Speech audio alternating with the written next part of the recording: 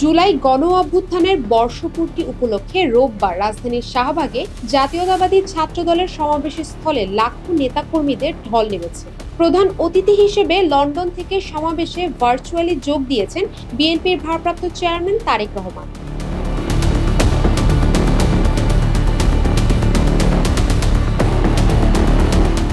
বিকেল ৩টার দিকে পবিত্র কোরআন তেলাওয়াত ও জাতীয় সঙ্গীত পরিবেশনের মধ্য দিয়ে সমাবেশের আনুষ্ঠানিক কার্যক্রম শুরু হয়। ছাত্রদলের এই সমাবেশে বিশেষ অতিথি হিসেবে উপস্থিত ছিলেন বিএনপির মহাসচিব মির্জা ফখরুল ইসলাম আলমগীর। এছাড়া বিএনপির অন্যান্য কেন্দ্রীয় নেতারাও সমাবেশে উপস্থিত ছিলেন। বৈরী আবহাওয়া ও বৃষ্টি উপেক্ষা করে সারা দেশের লাখো নেতাকর্মীরা সমাবেশে উপস্থিত ছিলেন।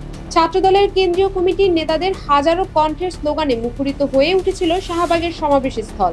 আশপাশের সব রাস্তাঘাট নেতাকর্মীদের ভিড়ে কানায় কানায় পূর্ণ ছিল।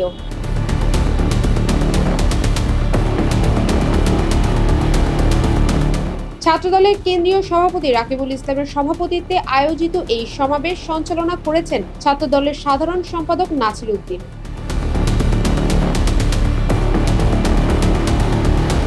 শ্রাবণী সরকার, গ্লোবাল ভয়েস 24।